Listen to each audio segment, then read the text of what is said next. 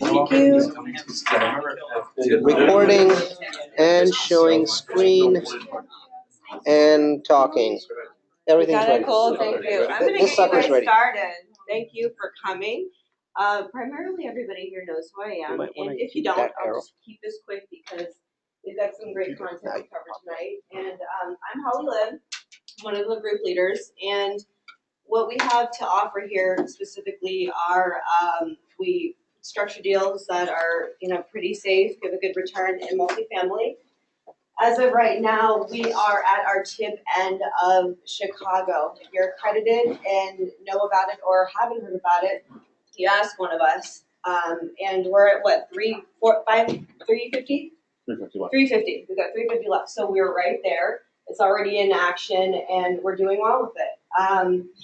For tonight, we've got some great content. Who here is already running numbers and doing deals and stuff like that? We know you are. Well, just about 5 of you. Okay, awesome. So when you're running your numbers and you need a tool that helps you get through them faster. Does that work for anybody? Yeah, so. Awesome. Okay. So these are the things that you're going to learn tonight. Semi. Yeah. Okay. Right. Okay, cool. One other announcement. This is really exciting. So in June, Dennis Beckman and I are actually going to be putting on a training for 2 days about finances. That will be happening in Pleasant Hill. Stay tuned for information on that. And yeah, that's about it. Neil. To go with. My name's Neil. I'm one of the co-organizers here. Presented last month and wanted to ask all of you. I know a lot of you folks are new to multifamily and you're trying to figure out what's really the difference between single-family investing, multifamily investing. How does this, work vis-a-vis all the other ways of investing in real estate? And we strongly encourage you to take the multifamily fundamentals event, which we teach once a month, 2 weeks after always 2 weeks after the Fremont event. I've been told, and not to brag, but by people that have been in multifamily for 10 years, that they still learn quite a bit from that 1 hour event. So please make sure that you attend that event. The dates are always posted on any of our meetup groups, regardless of which multifamily group you're part of. And we do update the content on it 3 or 4 times a year. So if you watched it a year ago, now's a good time to watch it again because the content has been updated. So Mark. Good evening, welcome. Glad you can join us. And I want to sort of lead off with a story. And this is a story about a woodcutter, champion woodcutter. And can you see that? Oh, sorry about this. I'm not sure why the screen is so dark. No, we don't want to be within dark. Okay, anyway. So, champion woodcutter, no one could chop more wood than he could. And this was going for years, and you had many people study with him. And then this young buck came along and said, "You taught me everything you knew. I'm bigger, I'm younger, I'm stronger. I can beat you." And they set up a contest. And so they, start chopping away. And after about an hour, the old guy kind of takes off behind the cars and comes back 5 minutes later and chops away. And then, the young guy is thinking, well, dude is tired. He's taking a break. It's like, I'm gonna win this. It's chopping away. And then the second hour, the old guy goes takes another break. Comes the end of the competition, the young guy's like, I got this. This guy keeps taking breaks. And they measure the wood and load in the hole. The old guy chopped more. The young guy goes, I don't get it. It's like, you taught me everything you know. It's like, I'm younger, I'm bigger, I'm stronger. It's like, you keep taking breaks. No, I didn't take breaks. I went to sharpen my axe. So you're here tonight sharpening your axe, learning how to do this, and ready to take the plunge. So welcome. So quick background on me. I quit engineering in 1982 to buy the Sixplex in San Francisco. Did well on this and did another and another and another. And in 87 things changed and I shifted over to being a mortgage broker. Did that for about 20 years until 2008. and then things really changed. And I was kind of looking for what's next. And the inspiration came, this is one of my mortgage clients, did a $200,000 refinance for her on a condo worth $1.2 million up in San Francisco. And I asked her, why are you hanging on to this? Well, it's got positive cash flow. Well, yes, $3,000 a year positive on $1 million of equity. That's a 0.3% return. And so I steered her to a private money lender, got her 11%, and she loved it. I said, I need to figure out how to get high returns for these people and how to educate people in, understanding financial literacy, essentially, and really look at what your assets are and get them to work for you. Oops. Throwing my pointer around. So that kind of grew into a business. And the real question was, how do you do it? What's the key? How do you find it? And after many seminars, webinars, workshops, etc., I read a book by David Lindahl, who some of you have studied with. Those of you who have not, at least read this book. It really kind of opened my eyes like a light bulb went off. It's like I've been doing multifamily wrong for 20 years, 30 years. I've been doing small apartments in my backyard, holding them forever. And he's going, no, there are market cycles, watch the cycles, go big. The bigger ones are easier to manage because you have professional management. And it just completely changed everything around. So tonight's goal is really understanding when you're looking at apartments, what's a good deal? What do you look for? I get probably 30 to 50 properties across my desk each week, maybe more. How do you sift through those? And I can go online, there are resources, I could find these 200 properties. You can't look at everything. So it really comes down to figuring out what you're really doing. What are you looking for, and how do you find what fits your needs? So finding properties, sifting through them, underwriting, and then once you have them, really betting on them. So going back to my sixplex from 1982, did quite well on that, even though I made lots of mistakes. And this was my first deal. I went into this tile store, it's like, how do you cut tile? And they showed me how to cut tile. I can figure it out from here. So I made lots of mistakes, but made a ton of money because, things went well. In '87, I bought a 15 unit. I had a construction crew. I had my own construction company at the time. We were in and out of there in 4 months. I mean, literally, new windows, new doors, new plumbing and electrical from the street up, everything just in and out 4 months. Everything was perfect. Then I got into a battle with a rent board. It took 2 years to resolve. And what happened in those 2 years? The market changed, and I lost money. So it doesn't matter if you have a good project or a medium project, the market rules, really truly. So what happened here is I bought my first one in '82 at the bottom of the market. Interest rates were 19%. And I bought in '87 and got delayed and sold in '89 at the wrong time as the market was crashing. So going back to Lindahl's book, the insight was that markets move at different cycles. I mean, Midland, Odessa, Texas was booming when everything was crashing. Now everything else is booming and they're crashing because of oil prices. So you really have to look around the country and understand what's going where, and understand sort of macroeconomics, what's driving things. So we start with the thoughts. First thing we look for is job growth. So if you have an area where companies are moving into, jobs are growing. Texas, for example, or Dallas-Fort Worth Metroplex is adding 120,000 jobs a year right now. That's a booming economy. We like that. If you go to Minot, North Dakota, where they're laying off all the oil workers, that's not a booming economy. One is good to invest, the other obviously not. The other thing to remember is when a company brings in 1,000 jobs, every one of those 1,000 workers needs support services. So 1,000 jobs created by a company is really 4,000 jobs, maybe 3 or 4,000. So you're really bringing in people, increasing the population, and driving rents up as a result. So if your housing stock, you have high vacancy, your vacancy gets absorbed, rents start going up, builders jump in, and you start moving up the cycle again.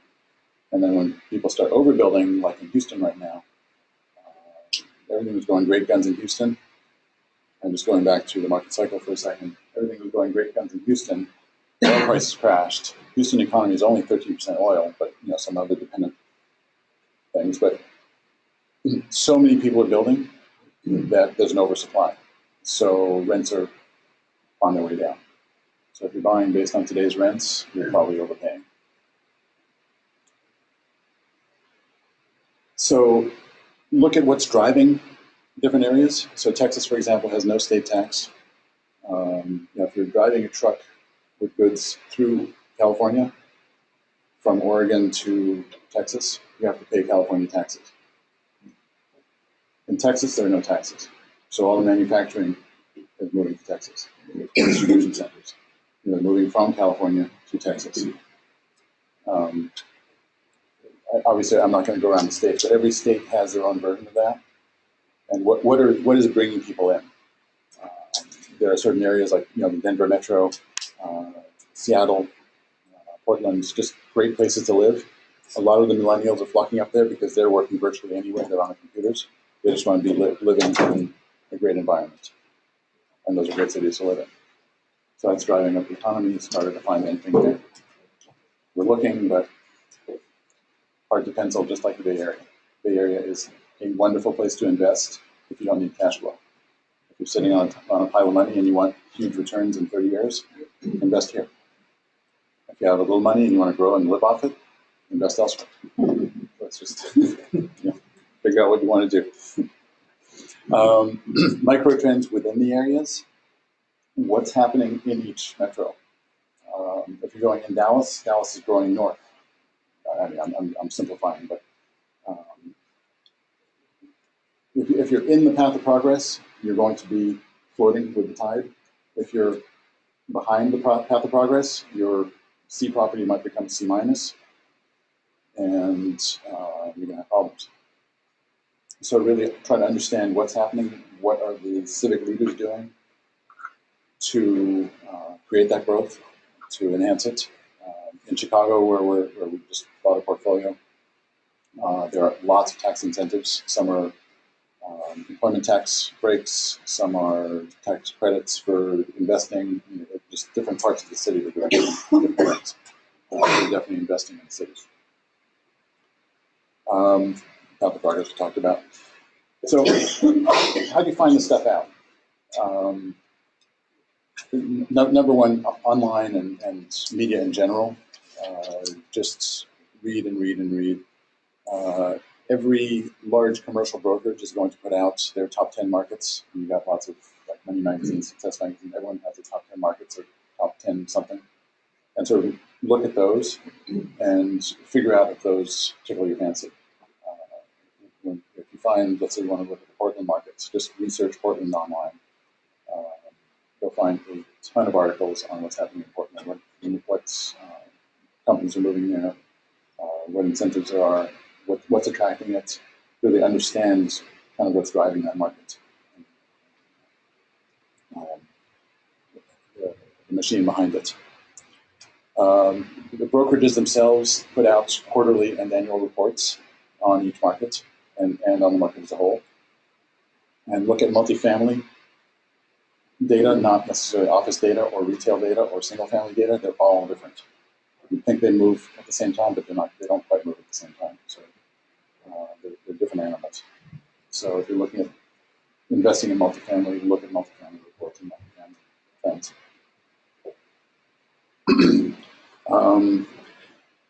CoStar and Reis. CoStar, Neil and I invested in CoStar, which is this phenomenal data tool. And I'll show you a couple of screenshots, but literally we can go into an area, I can search and say the Denver area, I want every apartment building between 150 and 600 units that's between this price range and this price range and is in this class.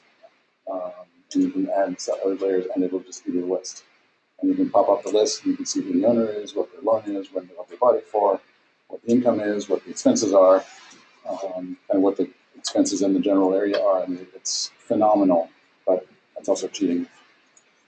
444,000 buildings, and most of those not for sale, all available in one place. So if you're looking for off-market property, I mean, literally, you have the ability to sift in a market what's underperforming the market or overperforming the market and find target properties. So if you have a burnt-out landlord who's willing to sell their underperforming property. You don't get a commission for talking about this. You should get a commission. Yeah. You should get a commission. And Reese is similar, but haven't played with it to the same extent. Real estate groups, Dave Lindahl does if anyone's a coaching student, does a virtual bus tour. So he literally, just on the phone, talks his way around the country and tells you about different markets. You go to Tennessee, he likes Nashville, he doesn't like, other places. And it's just, he is obviously looking at metadata from many sources and has a fairly large structure under him to understand what's happening. And he still has 7,000 units he's buying, he's selling, he's doing all this stuff. Just at a very different level even than we are. So always good to hear what he has to say. Brad Sumrock for market is a little less relevant. He's more focused on the Dallas area, Texas in general. Great teacher, great info, but much more local than Lindahl is. Lindahl is really looking nationwide. And obviously peers. I mean, we have between the various Banff groups, we have close to 1,000 members, a little over 1,000 members at this point. So network, post things. Yeah, we're number 3 on there. That's not right.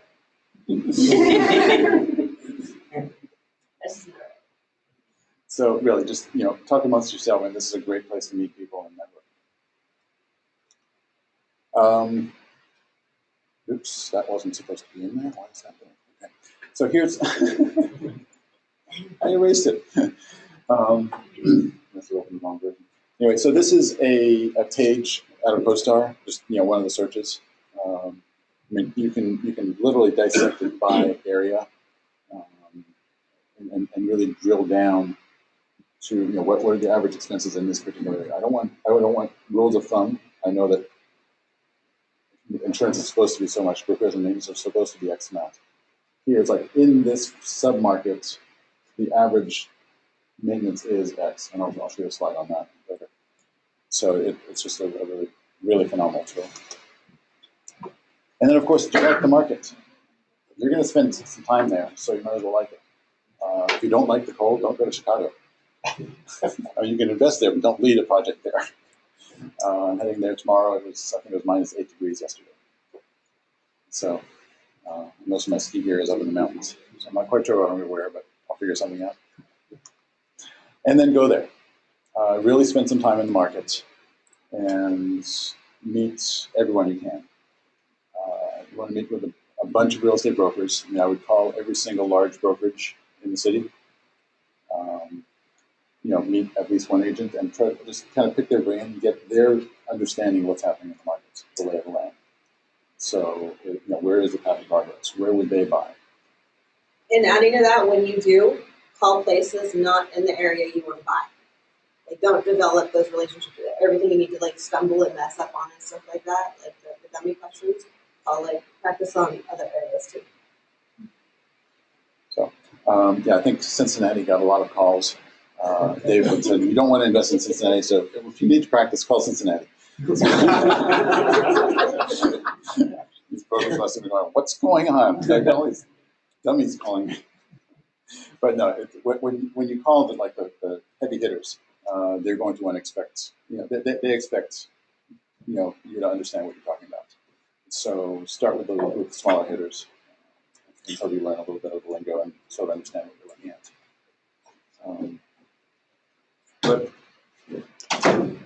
So brokers, you want to meet with property managers, and there are property managers for different types of properties. If you get the area's best C property manager and you give them an A property to manage, you're going to lose tenants. Because, if the refrigerator is broken, they're going to put some duct tape on it and leave. You know, the A property manager is going to manage all the things. If you take an A property manager and have them manage your C property, you go broke. Because, you know, something's wrong with the refrigerator, you want them to put duct tape on there, but they're going to replace the fridge for you. You know, the C property manager I want is the one who's going to go buy the A property's used refrigerator and put it in the C property. So really, and property managers are so key. We are looking for mismanaged properties. We are looking for underperforming properties. And it is astounding. Raphael and I bought a 248 unit in Dallas from a property management company. And that's been 11 months now. Took income from 111 a month gross to 148 a month gross. This is a property management company. And we are two bozos here.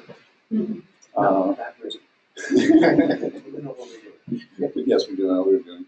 But, I mean, completely turned the place around. So if you find a manager that looks off, get a list of properties they're managing. That's your target list. When you find a great manager, get a list of properties they're managing. Those are the ones you don't want to go after. But you know that's where you look at what they're doing and really understand what they're doing and how they're managing. How are they getting so much more net bottom line than anyone else? How are they outperforming the market? So you learn from that. Other members of the team, local real estate attorneys, totally invaluable. When you're writing an offer, you want to put in your LOI, your letter of intent. You write that, you're on your own. That's easy. Hone it, you know, make sure you have the right language and all the stuff you want in there. Once you agree to that, then that's what's going into the contract. But the contract is written by attorneys. It's not the realtor. A realtor at that point is a commercial real estate agent. But the agents are not writing contracts. Often, once you get past the first phase, they don't even negotiate anymore. The attorneys do that. So you need a local attorney who knows what they're doing, who can go to bat for you. On the Chicago deal, attorney made a mistake. We actually got a contingency date slipped by a day. We were off in our calculation. But she found another clause that completely held them to account, and we got everything we needed. We got exactly what we were asking for. So your attorneys are critical. If you find a litigation attorney, like the biggest, baddest litigation attorney, forge a relationship with them. Number one, you don't want them coming after you. If you have a relationship, there's a conflict of interest, no one else can hire them against you. And number two, when you do have something you need, you have the best person on the team. What does it allow for, say for instance, Chicago and the Dallas deal and the acquisition, what do you allow for the expense to negotiate that? It could be anywhere from $2,000 to $6,000 or $7,000. Depends on the attorney. I have one attorney in the Bay Area that I love dearly, but he's on the higher end of that and pushing. So I typically use someone more local. But if anything goes wrong or has something really delicate, I'll go there. It's mine. But Jim, Mark, don't forget that that's only for one part, because you only got other costs that get involved. So the cost for legal depends on the size of the deal, what it is that you're dealing. Like for example, for Via Saladas, we budgeted $30,000, and what that cost was twice as much. But that was all kinds of reasons for that. You know, it's the legal use of the cushion. So on legal, just to pick up on that, Wes, you asked specifically about to get in contract. So aside from putting in contract, you also have legal for the syndication. Yes. You also have legal for the lender. And we went through a Fannie Mae loan approval and all the legal for that, and then had to switch to Freddie Mac loan approval, and we tried to do everything again. Which is why I went over budget. So there are lots of pieces to the legal. And then, of course, when you're reviewing a 300-page loan document, you don't really want to do that on your own. Even as a loan broker for 30 years, I still have an attorney look at it. You can't change a word most of the time, but you still want to know exactly what's in there. And if at that point there really is a poison pill, it's better to walk away. So other people on the team, appraisers. Appraisers have a very unique take on the market. Taking to lunch, have a drink with them, and they're going to really tell you what's happening in the market. So they know better than anyone else. And really sort of understand what's happening in general in the market. What's the overall movement happening there. Once you are comfortable with the market and know where you're going to play, let's say you're going to play in Dallas, you're going to play in Nashville, Tennessee, or Minot, North Dakota, whatever, then obviously you're choosing your play within that. So are you going after single family or are you going after multifamilies? If it's multifamilies, are you doing 5, 6, 10 plex for the 50s, or are you going 150 plus? We really like 150 plus because once you get at that level, we have a manager. There's a property management company that then employs on-site a manager, assistant manager, maintenance, lead maintenance, assistant maintenance, maybe a quarter, maybe a third maintenance guy, leasing agent. When I'm running my sixplex in San Francisco, tenant gets locked out at 2 a.m, I'm getting a knock on the wall, the door. My toilet's leaking. My this is wrong. It's like, it's always me. I'm plunging toilets, I'm evicting tenants, I'm screening tenants, I'm showing in place. I have to do it. When you have 100 plus units, that doesn't happen. When you have 50 units, you typically have one person working there. Are they good at maintenance or are they good at managing? If they're good at both, they're probably in some better job somewhere else. So you're kind of, there's a trade-off there that you don't have on the larger ones. Larger ones just have this great economy of scale. And that's where the $25 equals $750,000 comes from. With 200 units, literally, you get that kind of jump in your fleet.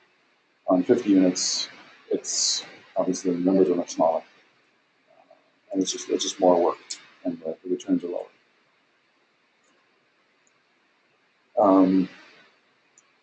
How are you going to set up the capital stack? Can you qualify for a loan, or what kind of loan can you qualify for?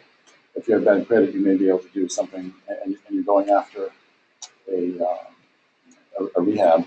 You might be able to qualify for a bridge loan somewhere, or you might need someone to help you qualify. So find a partner that can help you qualify. So really sort of understand where your money is coming from. Do you have your own capital for the down payment, or do you need other people? If it's 150 units, you may not have it all yourself. So look around the room, get $50,000 or $100,000 from each person, pool it, and buy it, which is our model. Target returns. If you're an insurance company sitting on $2 billion, you're very happy buying a $500 million office building downtown. You're getting 1.1% on your return on your money. But when you sell it, you bought it for $500 million, you sell it for $2 billion. Wonderful. I can't live that long, or I can't survive that long. I'd much rather have 8, 10, 12, 15% return on my money. Cash flow plus back end. So the back end typically is less on the B and C properties than on A properties, but you get the cash flow in both, which is very cool. And you have all the resources in place to pull this off. So when you find your property, and I mean, I have people calling me all the time. I found a property. What do I do now? Well, you have this. You have that. You have this. No. Okay, so you're not ready. So, and I looked at a $50 million property. There was a property I was just drooling over in the greater Denver area. Probably the largest asset market in the last several years. I think it was like a $200 million deal. I didn't have the resources in place. I couldn't do what I wanted to do. But, I'm someone else. I mean, I'm just not set up for a $200 million deal. Yeah. Yes. Getting there. So now that you have all that groundwork done, you know what market you're going into, you know what you're doing, now you can pucker up with just the bar and look for properties. So this is actually one of our, believe it or not, that's just a 25 unit in our portfolio in Chicago. I think square footage wise, it's larger than our 50 unit. The units are just huge. Anyway. So when you get 20 or 30 or 50 or 100 emails into your inbox because you've now signed up with ARA and Marcus and Millichap and Hendricks, Wikipedia, and everyone else to send you deals. Okay, now you have this deluge of deals coming in. What do you do with them? So number one, is it on target? And that's the easy one. If someone sends me something in Maine, sorry, that's not my market. Okay, next. That's an easy one, delete. If it is, let's say Dallas is our market, so where is it in Dallas? When I look at, very quick look, usually there's a map in the offering memorandum, or just look up the address on Google Maps. Is it where you want it to be? If I don't know, if you don't know the area well enough, hopefully you have someone there. If it's in Dallas, I call Raphael. Where is this? So I have a pretty good sense, but he's living there now. I'd rather go with the local. But the more intel and the more knowledge you have of the market, the more you studied it, the better off you're going to be, and the faster you're going to be able to sift through. Does the property match your criteria? If you're looking for only Bs and it's a C property, you want it. So we found one in Tulsa, Oklahoma, that really didn't match our criteria. It was a C minus, but it was in B plus area. And it was also only 27 units.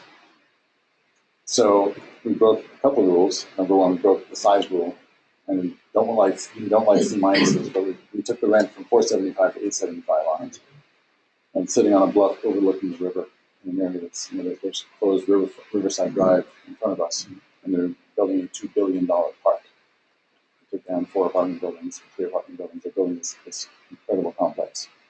So I was waiting for that to reopen, and we'll raise rents even higher. And on the one hand, 27 units is barely worth writing home about. On the other hand, it's a pretty exciting project. So you can deviate sometimes, but beware. I've rued us jumping in there sometimes.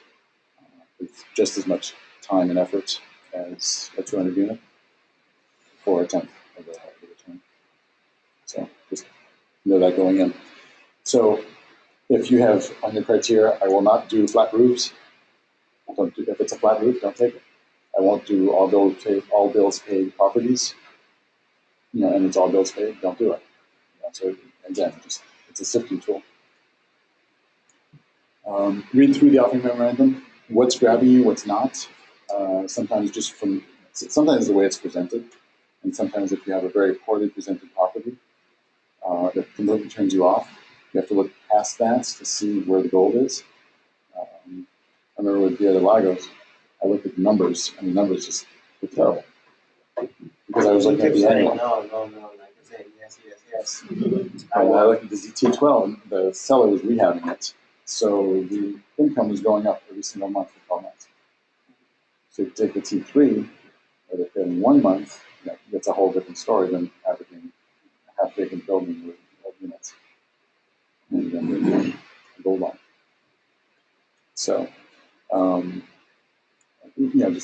just because it's poorly presented or just because it's beautifully presented doesn't mean that it's good or bad.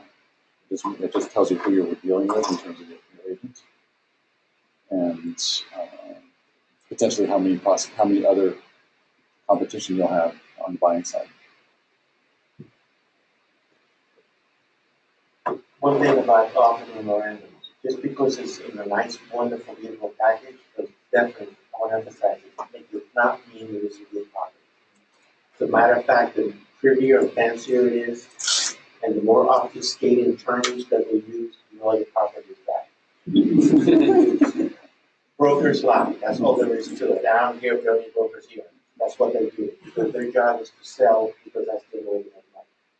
So just remember that. And in this case, we're talking $200,000, $400,000. That means that 6 months off of that value. So just be aware of that. The packaging is to make you drool. Does not mean that it's a good product. It's very important to remember that. And some brokerages are actually more accurate than others. If it's a Marcus and Millichap project, I'm sorry to say this, but it's true. Marcus and Millichap, I know, is inflated. TIG in Chicago, it's probably the most accurate I've seen. My underwrite on the deals usually is pretty darn close. Others are taller than that, but really just kind of learn who it is. And obviously, every broker within a brokerage is going to be different. So, ARA thinks that every property that is selling is a Class A. the other thing, if it's a huge brokerage, Marcus and Montap ARAs, if you're getting it, 20 or 50,000 other investors are getting it also. So you're not getting a deal. You're going to pay full market and then some. In a rising market, that's fine, but really understand what you're doing and still don't overpay. There's so many people that overpay right now. We'll wait a few years and we'll buy a home in this county. And then drive it on Google Maps. It is astounding what you can find. There was one property, southern Texas somewhere, I can't remember. My partner was saying, "Oh, it's really good. I love the area. It's just, you know." I was playing around with it, and I talked to someone else. "Oh yeah, I saw that. That's the one right down the street from the three sex shops, right?" And so I went on Google Maps and drove a block and a half. Yeah, there were the 3 shops. What's it about thing? If it's being sold or advertised as a B, that's not the demographic that's going to move into that neighborhood. So Just saying.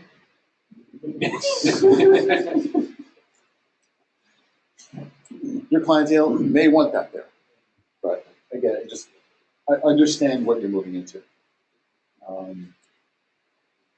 Driving around the block. If you master Google Maps, then you can hop all over the place, just in the street view, and really see what's there. And really get a sense. Look at the cars. Look at how people are dressed, and usually their faces are blurred. You can see how they're dressed. You can get a sense of the neighborhood and feel it. If you're advertising in its main neighborhood, it looks like a C minus. Probably something's wrong. So numbers. Going back to the offering memorandum, salespeople are salespeople. They're going to look at the best, the best options possible.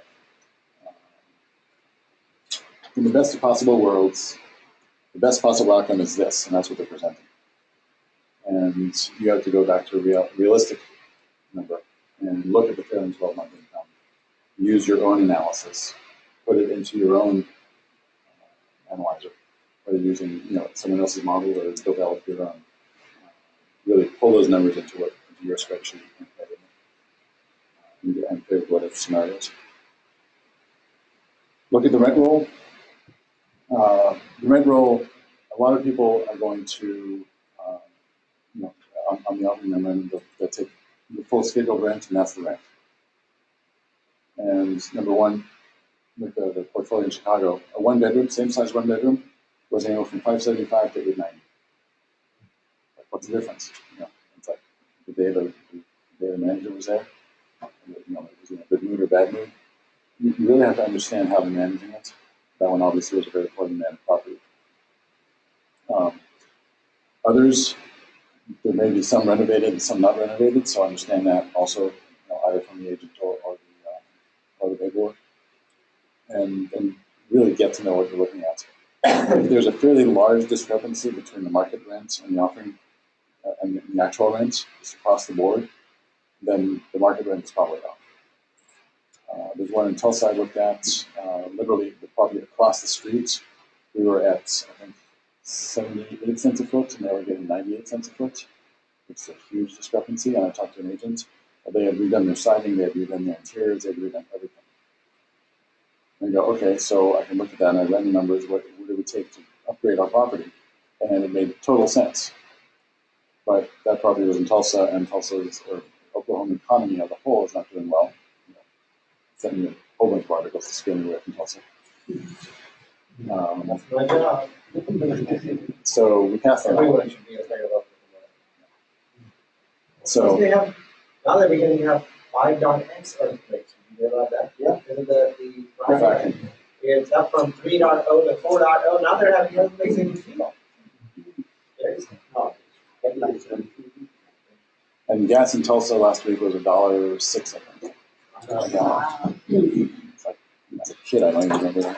I paid $1.40 in time. Well, you're in Texas. Yes. Same thing.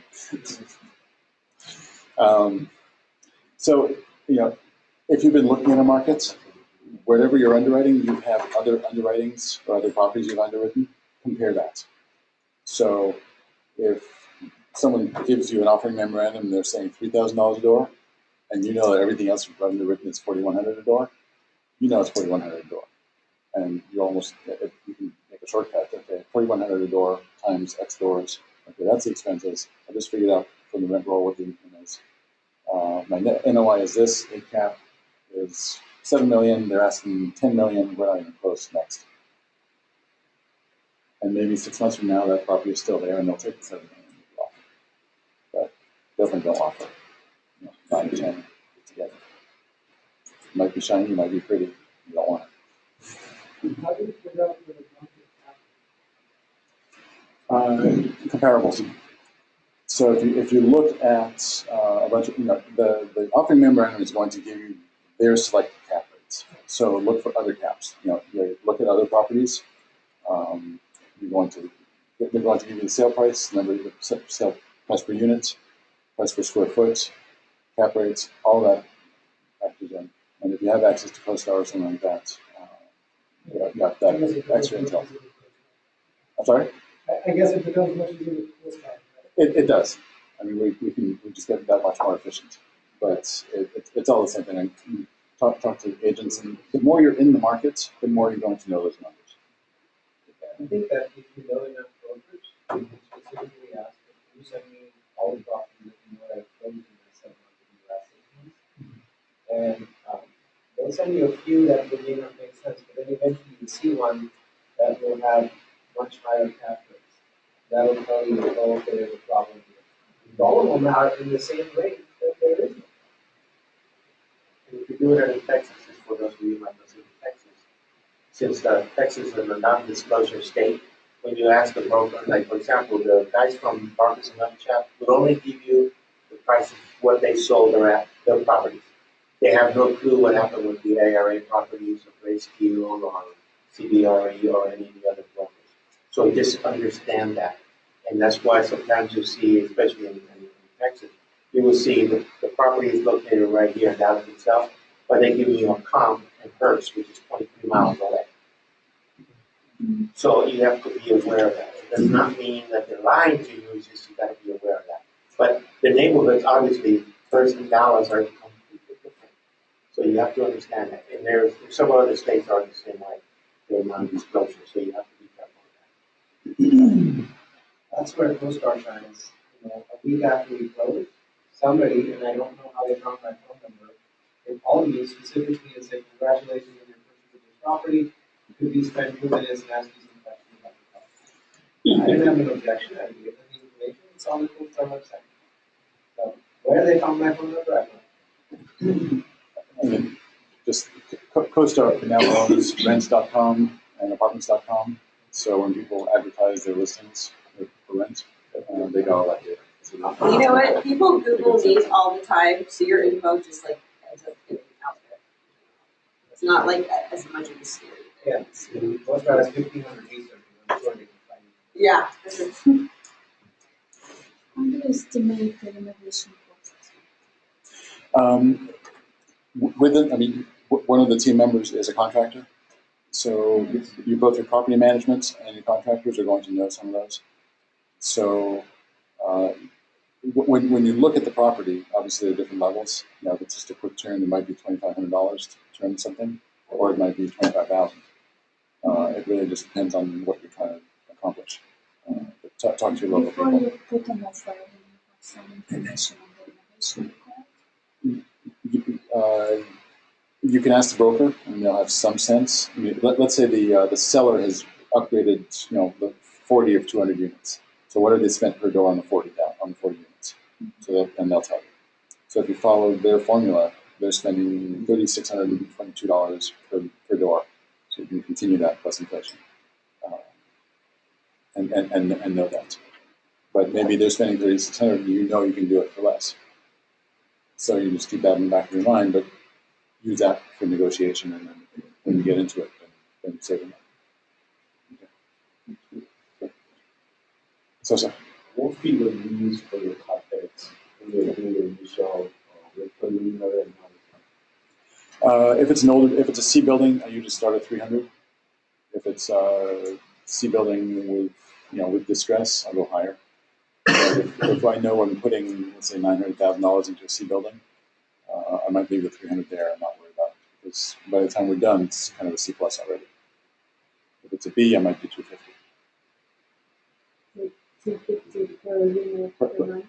Per unit per year. Per year? Per year. So there's repairs and maintenance, which is separate from capital improvements.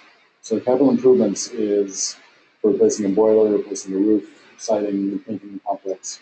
So it's sort of major capital improvements. The repairs and maintenance is a completely different budget.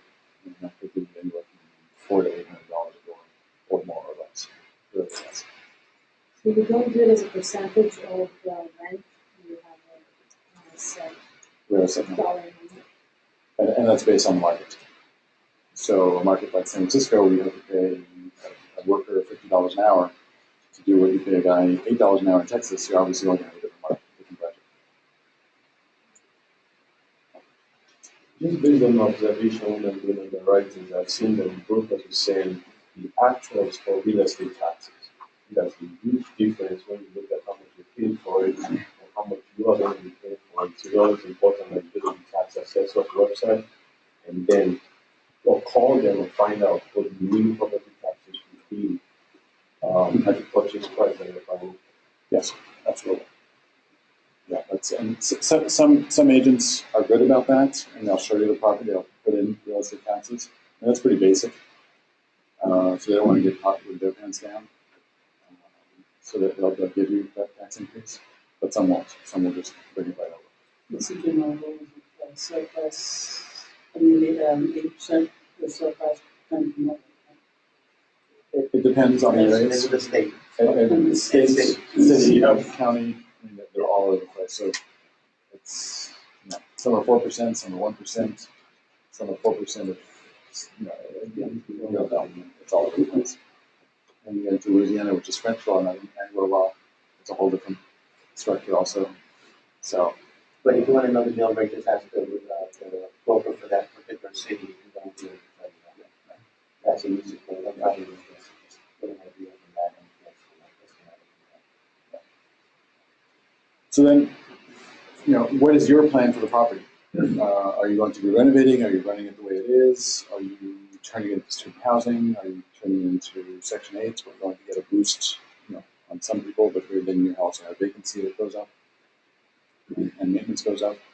Really look at the way your plan to operate it and figure out going forwards what that's going to look like. So you're looking for trailing 12 months, what's it's going to be the first year when I operate it, and what's it going to be in the future. And a lot of that, to some extent, is an art. If you've done it before, then look at your own track record. Otherwise, look at others' track record, and you just try to make your best guesses. Tell us something about Section 8. You stay away or you come to once and buy it. No, I mean, Section 8, again, Section 8 varies by locality. In Longview, Texas, we have a delinquent every single month, and it's a payment from Section 8. They're just slow. That's the only place I've seen them really be slow. I'm sure there are others. Other places, they're great. Chicago, we're still waiting for them to transfer. Everything happens at government speed. So you have to look at that. So in the initiation phase, you're going to have that. In Chicago, also, when you have a Section 8 voucher holder that comes to look at your apartments, then you have to send an inspector, and they're going to try to fail you to get a second inspection fee. So you have to have it down to a T. So I mean, there are games played, and you have to understand the rules. But if you're playing by the rules and it makes sense to you, then go for it. If it doesn't make sense, then don't. And again, this is just your tolerance and what you want to deal with. If we're dealing in also have to take into account the impact of the number of Section 8s in your complex, because the bigger the number, the more it comes to affect your lender if you want to borrow money.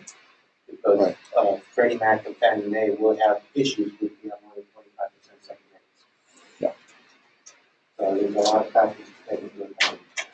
And Also, if they fail you, you will not get paid the following month for that month. If who fails? If you fail the inspection. Oh, the inspection, yeah. You will not get paid. You will fix that. Even if you fix it the next day, you still lose 30 days.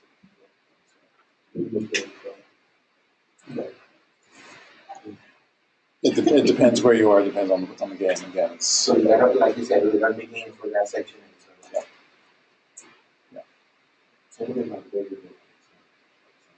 So based on all those factors, sort of back into what is this asset worth to you today? What are you willing to pay for it? And you make an offer. That's your strike price. Obviously, you make an offer that's below that, so you can come up to that and negotiate and buy it at the price that you can make it. So this, I'm sure you can't see, but this is Dave Lindahl's analyzer. Is that getting big enough? No, it's not on. What happened here? There we go. Oh, because, okay, my screen is showing different things. There we go. So this is, well, anyway. This is just random property. This was actually the Tulsa property that we looked at. A lot of you have seen similar things, whether you have Lindahl's analyzer or someone else's. It's all kind of the same thing.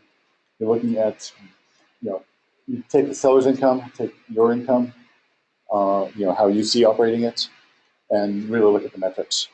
And it's not wanting to move up, so I'm just gonna. Okay.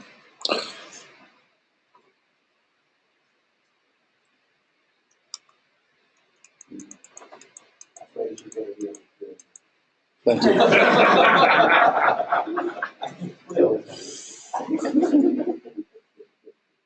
These PC guys.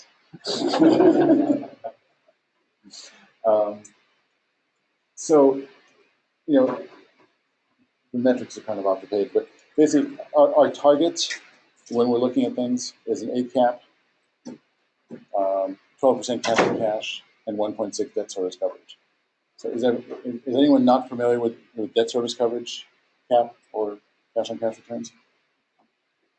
Okay, cool. Okay, so I'll go into cap rate in a minute. So, basically, if you have a property that's performing under that, the question is how fast can it get there? So when we bought Via del Lago, when we first got into contract with Via del Lago, it was actually a little under 8 cap. By the time we closed, it was over 9 caps because it was on the rise. So we knew we were getting there very fast, so we didn't mind breaking that rule.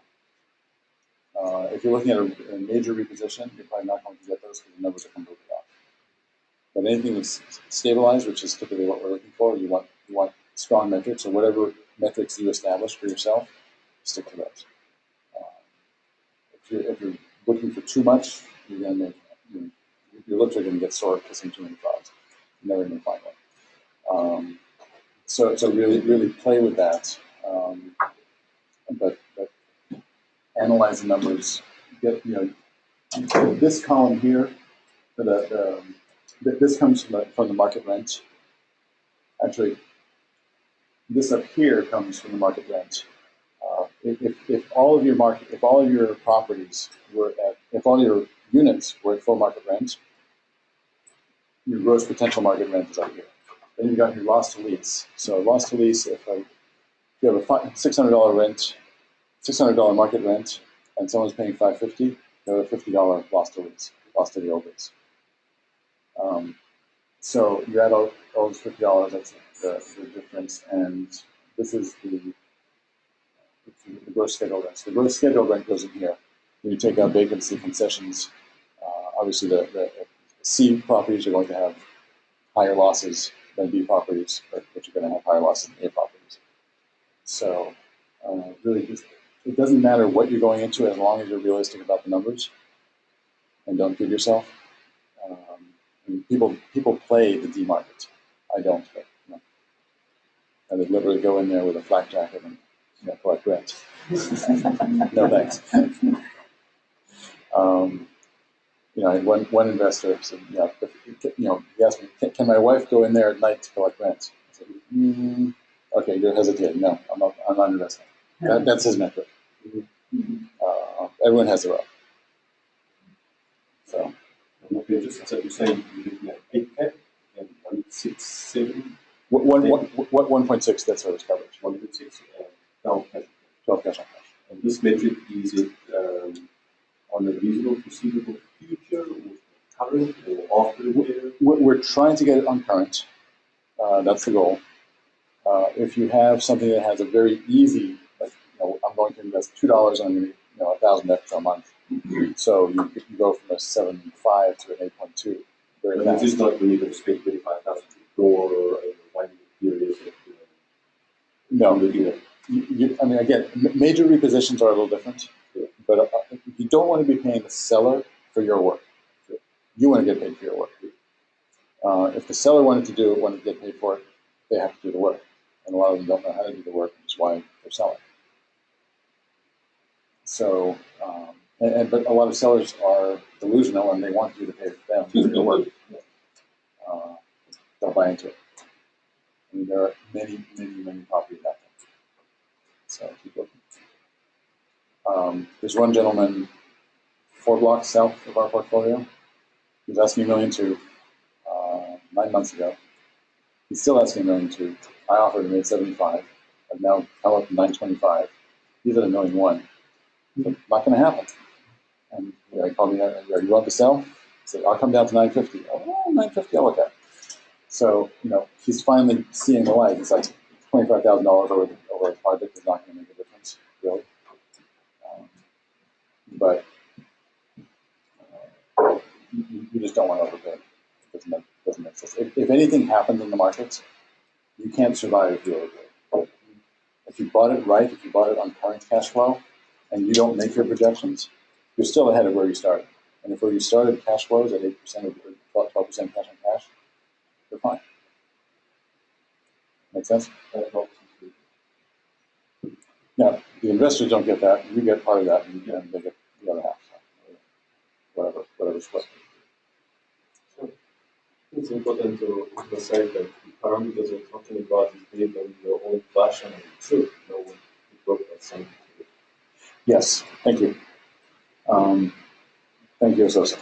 So do not run numbers. I mean, this number here, based on the seller's numbers, maybe it's off the page right now, but I'm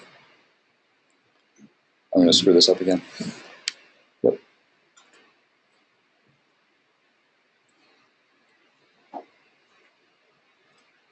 Okay, that's the wrong page. There we go. Okay, so cap rate here is 9.6. Actually, I'm at 10.1. This was the sellers were distressed. They had a fire. There was embezzlement involved. The partners aren't getting along. They want out. So the numbers were very attractive. The market wasn't, so it passed. So if you're buying, it's already cash flowing 4%, it's obviously stabilized. Are you getting institutional investment and so institutional financing part of Yes. the purchase price, Yes. and then the debt? Yeah. Most, actually, all but one that we've done so far, we've gotten Fannie Freddie or CMBS financing. Typically 80%, sometimes 75%. Even in Chicago, we've done 78% bridge, Fannie Mae bridge loan on a non-stabilized property. So that 30% economic vacancy, but we still got a Fannie Mae loan on based on projections. Of the current? Yeah. Do you originate the loan or do you use an outside loan? I'm one broker, so I originate it. So that's my fun part. So what is the parameter in terms of what Fannie or Freddie lend or the buyer, for example, 75% loan to value or 80% loan to value? What are the parameters? They want 1.3 cash on 1.3 debt service coverage typically, or better. A lot depends on the experience, the financial strength, and the strength of the market. So if you're going into a dicey market, if you're buying the Minot, North Dakota, they might go 60% or 50%. If you're going in Dallas, they'll go to 80%. And it also depends on the lenders. When the first property we bought in Texas, I went to my local guy that I've used for all my Fannie Mae apartments. And he goes, Longview, Texas, where is that? He goes, well, that looks like a tertiary market. We'll lend 60% LTV. So I called Wells Fargo in Dallas. Oh, yeah, we'll go 80% on that, no problem. And they closed it in, I think, 45 days or something.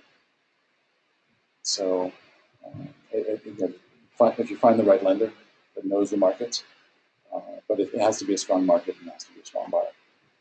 And it also depends what happens with due diligence. What happens, for example, in the project that I'm in, I had an offer, and then the appraisal came in $100,000 higher.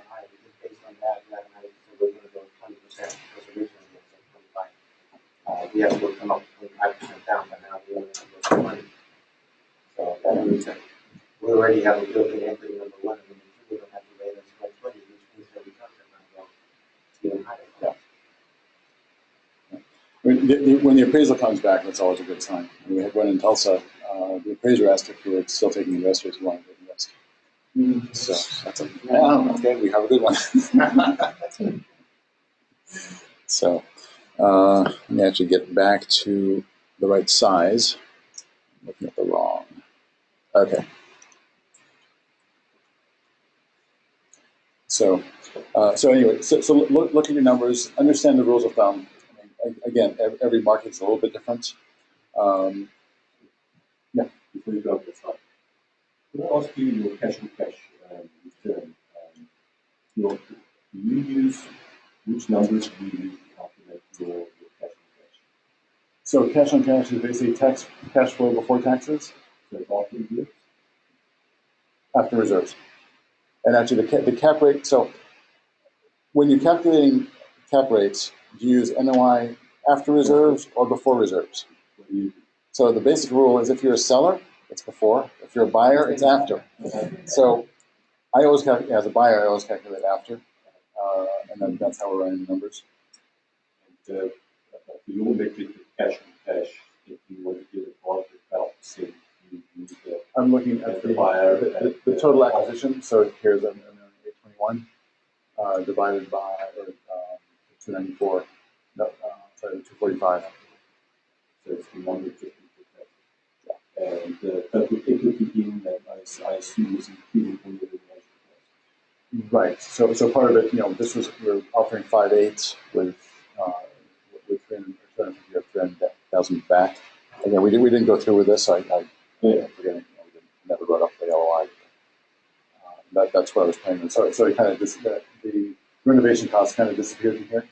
And so that's another little trick that you should know. If you're buying something for $5 million, you have $500,000 renovation costs. Make an offer of $5.5 million with $500,000 back for $500,000 credit for closing costs for renovations for repairs. Because your 80% loan is going to be based on the 5.5, so you're really borrowing 80% of your costs. You negotiate that with the seller really doesn't care. The commissions are still based on the net number. You put that in the contract. But so the seller doesn't care as long as the appraisal comes in at 5.5. You're fine with the lender. If the appraisal comes in lower, the lender is going to cut. So rules of thumb. Every market is a little bit different. Just understand your markets. You use common sense, obviously. If someone tells you that they're running this at 20%, the expenses are 20% of your gross income, yeah. Right. If you put 80% bacon, that's right. So different markets are going to be different. Most places, I look at 50% of income as a standard expense. For the high-cost area like the Bay Area, it might be closer to 35. The difference is you're paying much more for the mortgage. So that, there's a balance there. Denver, Seattle, some other markets might be lower than 50, but you're paying more for the debt service. So the NOI, the NOI actually is different because the debt service goes below the line. below any one time. But take that into account when you're looking at it.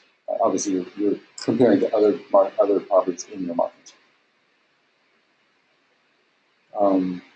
So when you're looking at the financials, the trailing 12, and when someone tries to give you 2014, here's what we got. 2015, here's what we got. I want to see month by month.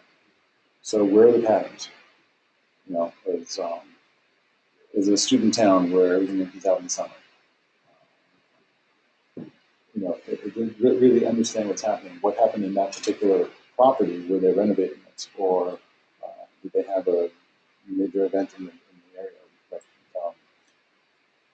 if you have an A property and someone builds an A property across the street that's 8 years newer, you're going to lose a lot of tenants. So you're going to see a huge dip.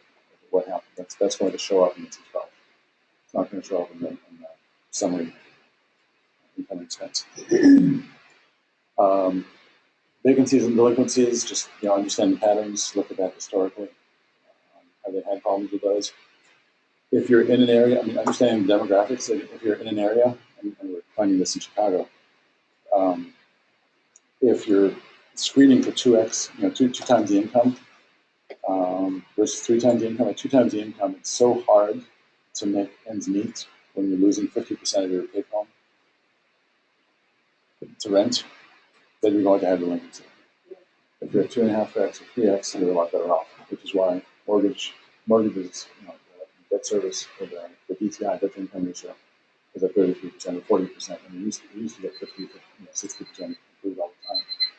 No longer.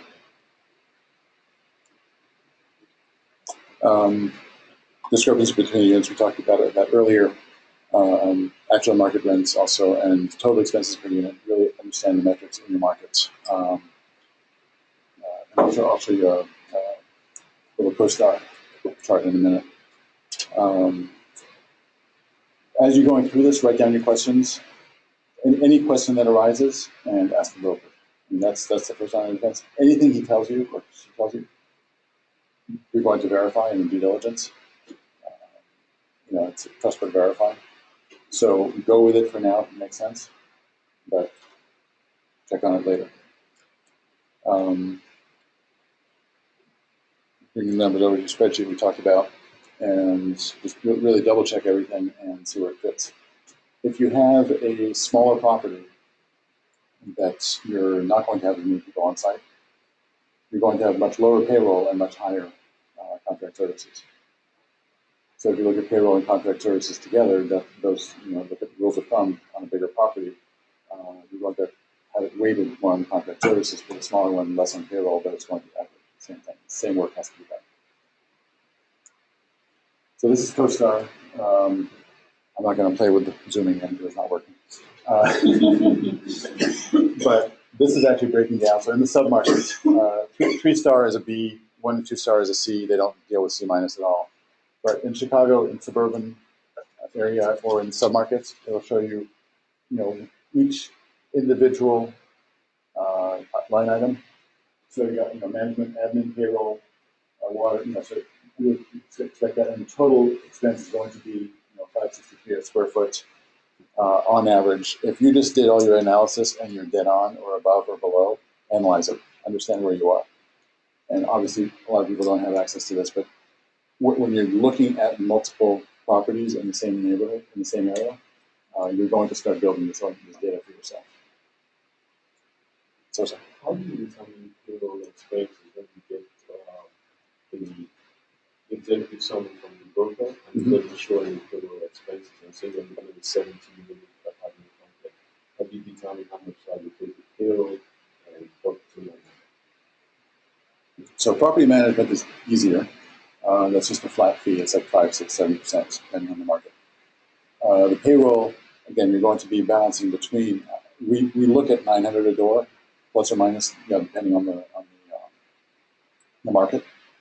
But that 900 may be allocated more on the contract services side than the actual employees. But you're still going to be spending that to maintain the property. So do you really lump the payroll and contract services together? Or not necessarily lump them together, but I balance them out. So my contract services will be way over the rule of thumb, and my payroll will be way under. relative to a larger property. But we're just not going to have that many employees on the property. Come up with 900 is a great number, but you might break down for the numbers inside you. So I really think that 900 is the right number. But it's very small property. So what do you really call that number? But here, don't go, if you start locking yourself into 900, you're gonna miss the point. The point is that this is just a guide for you to look at it, and you look at the city that you're in, and then you see, for the city over here, this big, there's in Texas, it's only $800 a door for payroll. But you go over to Houston, it's $1,100 per door. Guess what? Come out to about $900 average. So it's just the guideline, there's nothing else. And you have to look at the property and see what that works out. Because it will give you on the performance, they'll tell you how much the payroll is and what the contract work is. Or if nothing else, the training club will tell you that because that's working down eventually anyway. So you already see that. So don't spend too much time with that and you see because this fall in line with what I'm expecting. And that's what you do. The numbers are there for guidelines, not it's is gonna be otherwise it's just no project or not. It's just like a budget. A budget is a guideline of what you expect to spend or make. It's not like this is exactly what's going to happen. Just be aware of that. Always remember that. You have to be flexible. Because some expense over here might be really bad that you don't really like, but there are so many more benefits up here that's going to make you so much money. Is it worth it? You have to balance it out.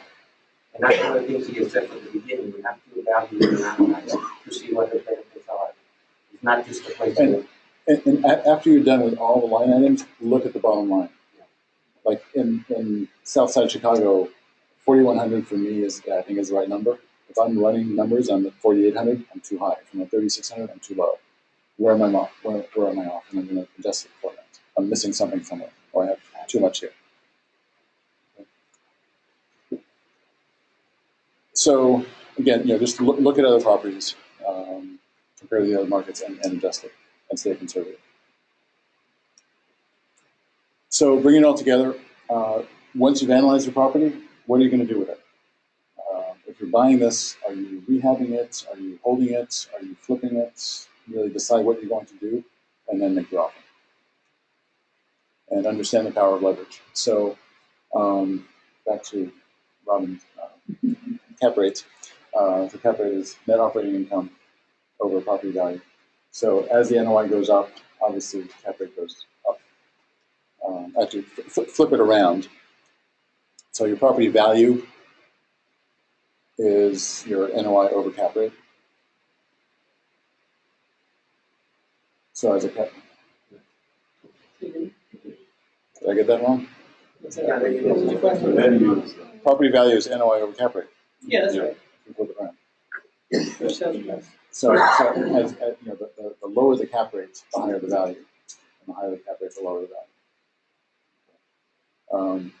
Obviously, if you're in an area that's moving from a C to a B, your cap rate is going to go down. So even with the same NOI, the value is going to go up. So if the property is improving and your rents are coming up, and the cap rate is going down, you get a double whammy when you go down. So that's the ultimate goal. If you can find one that's in an area that's improving enough that the cap rates are dropping. So make the offer. Understand what your seller wants. What are they trying to do? If it's an 80-year-old who just is tired, but he doesn't want to reinvest, what's he going to do with that? With his money? Have him carry paper.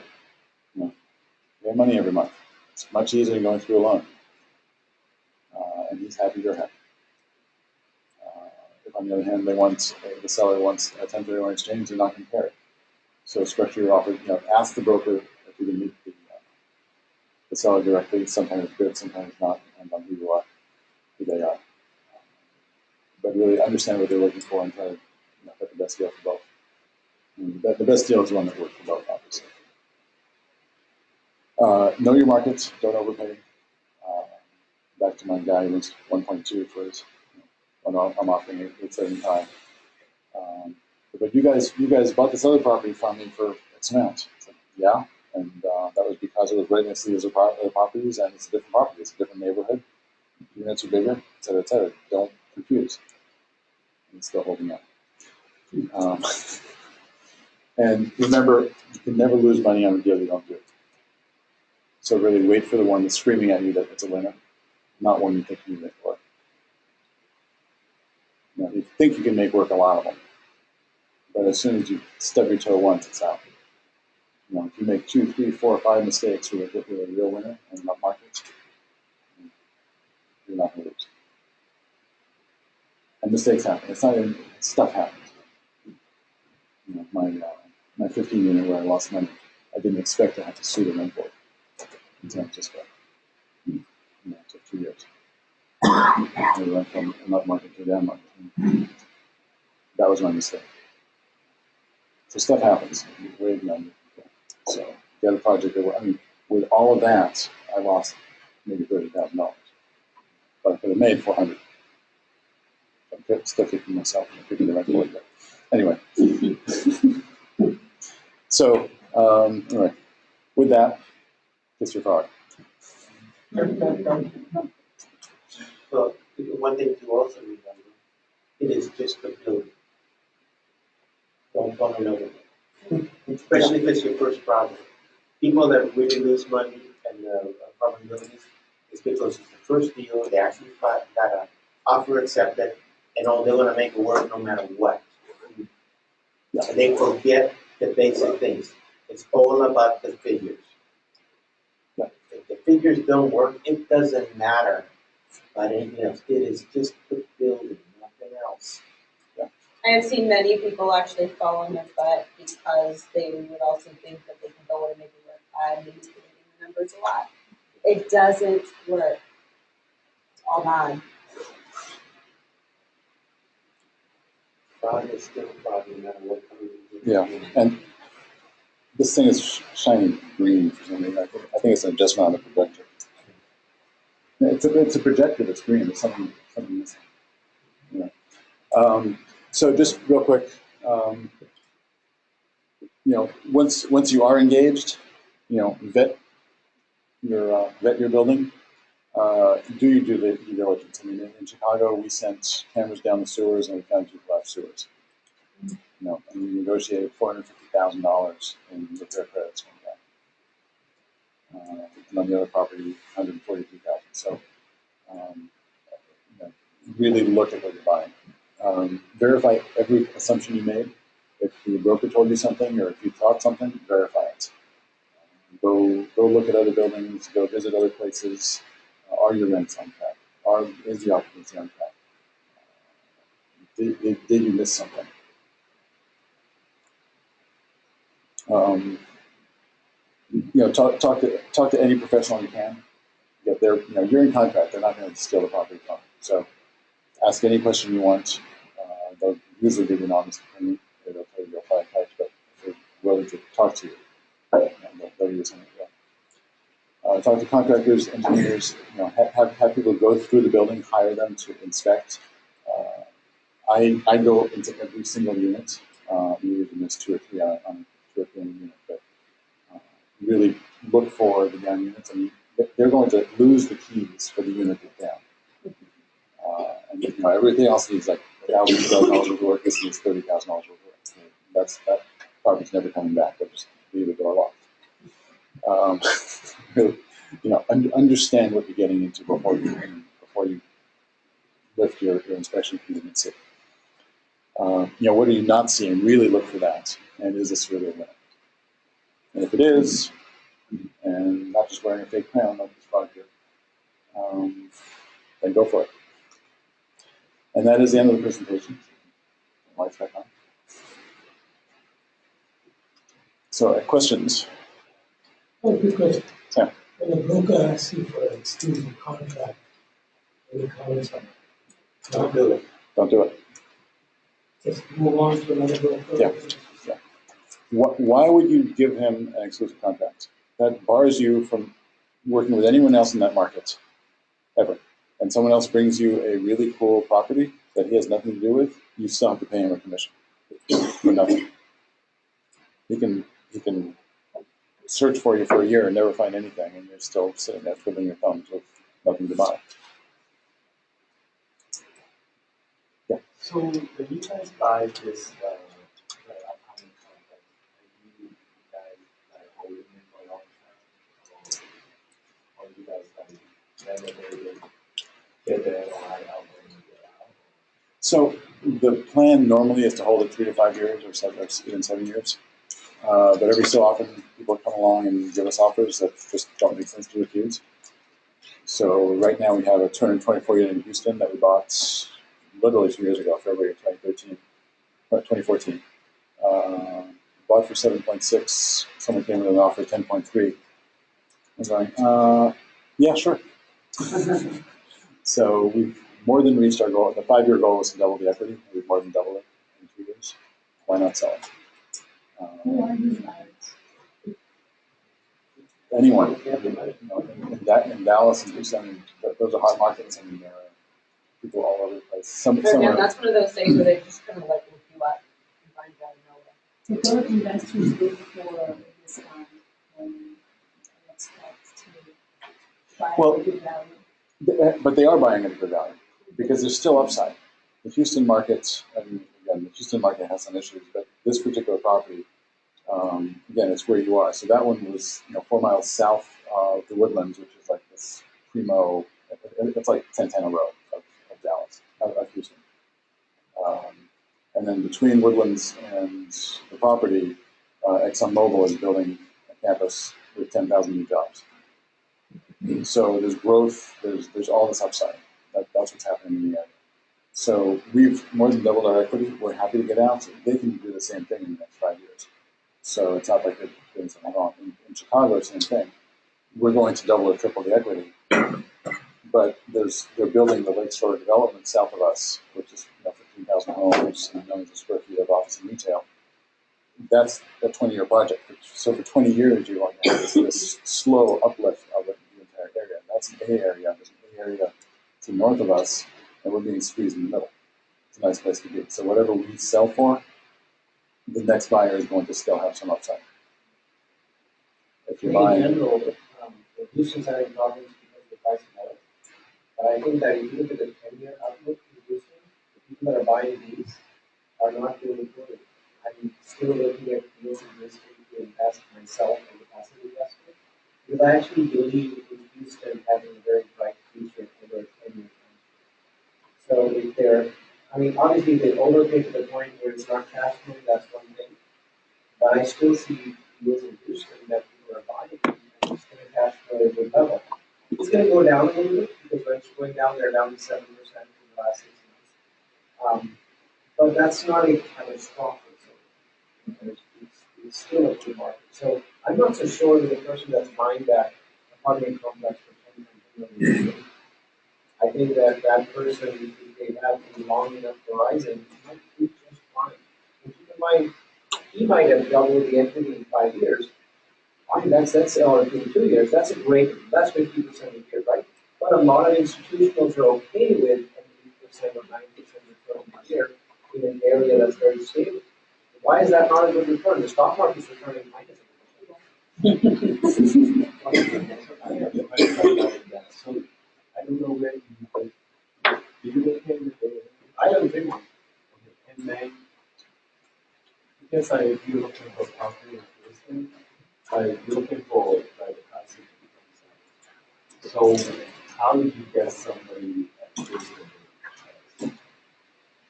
Because if you're buying a small property, you don't hire.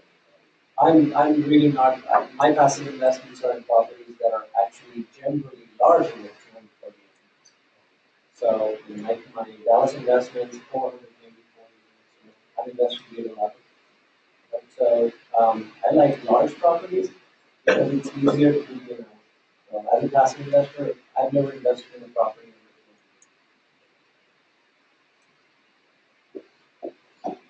other questions?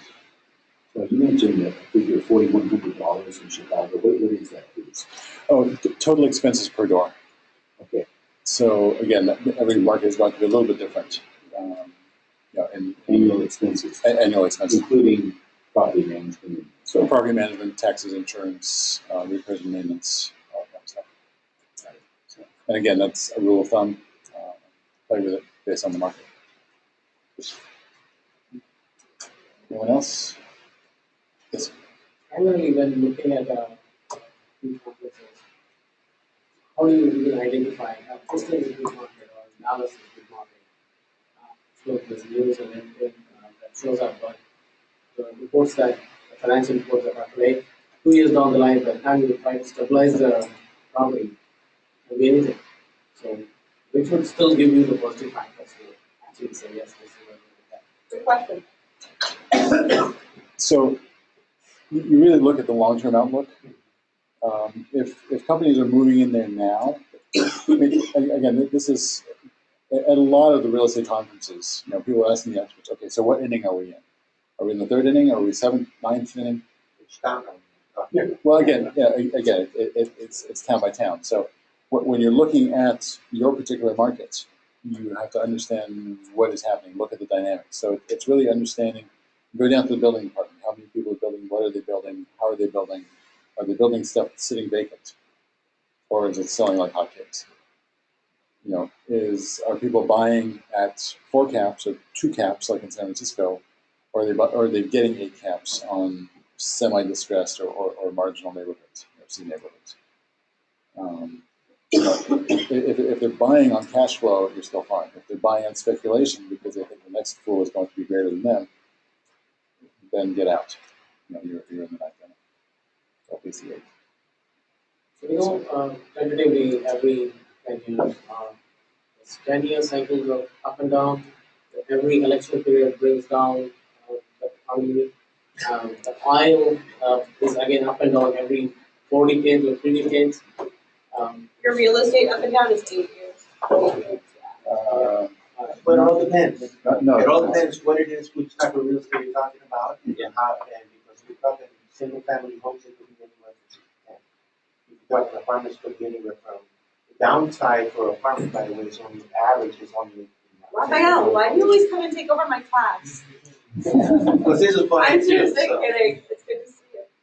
so this is what I do. So you have to be careful with that. If you look at the graph earlier, it had 17-year cycles. Let me see if I can pull that up. Again, very specific. The real estate market is not nationwide. It is area specific. I mean, you go to Florida, there's so many places in Florida you're not touch. So Miami and Tampa. So here you have a 17-year cycle, and then here's a 10-year. So it varies. So where is Dallas right now? I entered Dallas market in 2011 for single family, which is definitely done double as a value right now. I still hold it. But I had a discussion with my team last week to say, okay, are we good to sell right now? We are expecting to hold for some more time. But where are we just for single family, and particularly not east of Dallas? Yeah, I can tell you that is multi-family. We're talking about multi-family over here. If we're now multi-family, I can tell you that the market is up. And right now, unlike Houston, for example, which overbuilt in Class A, the Dallas area has to be very careful about that. So they don't have that overbuilding oversupply. And so the absorption rate is pretty good, really nice, and especially for that. They also still have that 110, 120,000 new jobs a year. When that slows to 80 and 70 and 50, that's when you get out. Or start being careful. Or start being, yeah. Very good. But right now, it's not really. We've got Lexus coming in, Facebook is putting in a new big order. Chase already there, but they're already so you want to put brand new Lexus, the brand new tanks coming in. Building companies is expanding the Fort Worth. Lockheed Martin is expanding in Fort Worth also. I mean, it's just good. And Wells Fargo's putting in consolidating our bunch of stuff that we're doing in Dallas. So I mean, it's all kinds of stuff going on. Depends what you're doing. Yes. The change is happening too. Like a lot of the banks are now putting in a system where you can actually go to the teller inside the bank. So the job for the teller to actually get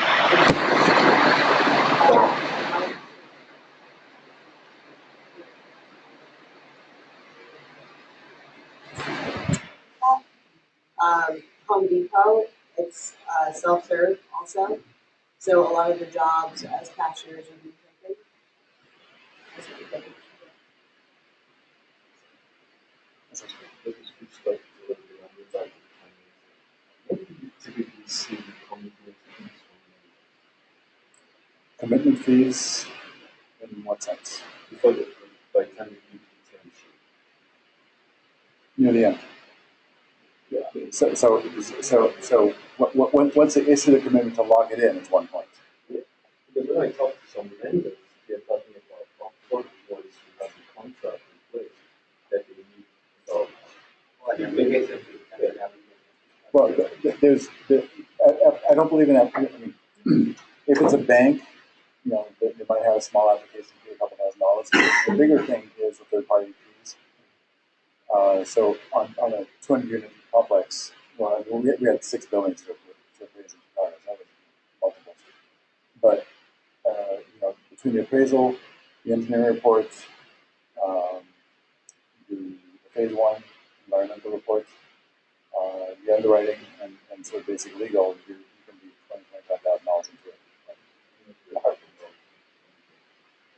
But make sure that if you pull the plug before you get too far, what they haven't spent, they get back. If you give them $25,000, they're going to keep $10,000 automatically. That's not that deal. Not really big back to that. They might.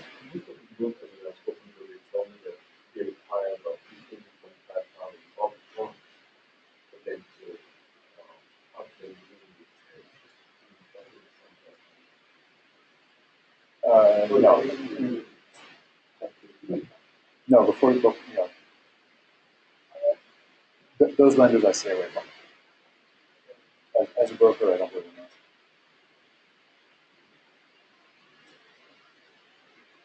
Other questions? Yeah. I've seen crowdfunding Mm-hmm. There is crowdfunding starting. Yeah, there are more than 2. There's plenty of crowdfunding happening. What we see more is B and some A's, B's, more than C's. And you have to be really established. I mean, the portals themselves are just establishing themselves, so they want really long-term players. You have to have enough track record to be able to sell.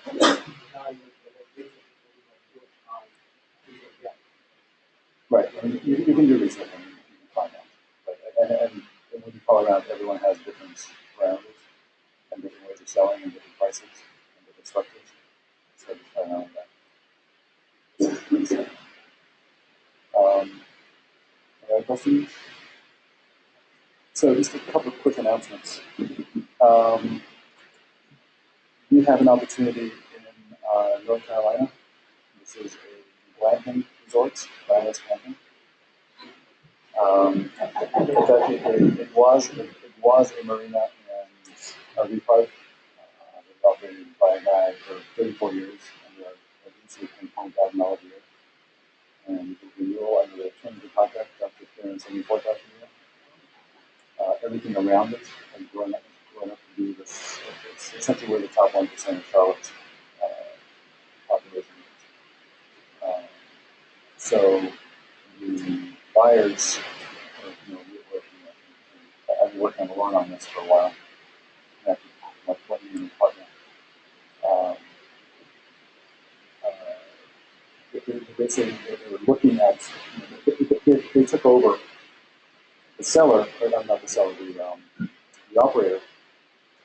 Didn't want to handle any financials. So no financing, you can't get a loan. So they took over under a lease option. They've been operating it for almost 2 years at this point. Completely turned it around, but to really kind of jump it to the next level. But right now it's a well-run marina. But an RV park gets, I think it's $200 or $300 per month per spot.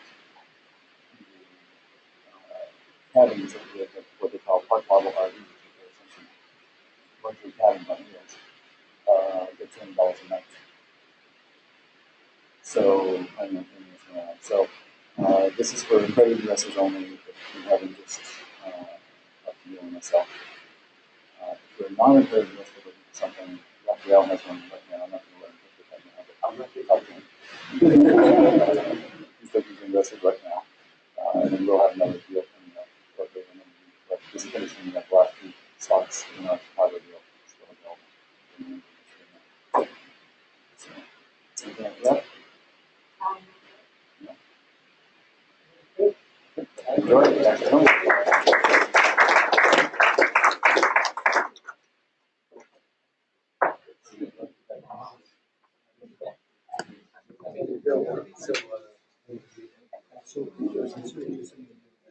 Stop. Stop sharing screen. Yeah. Stop recording.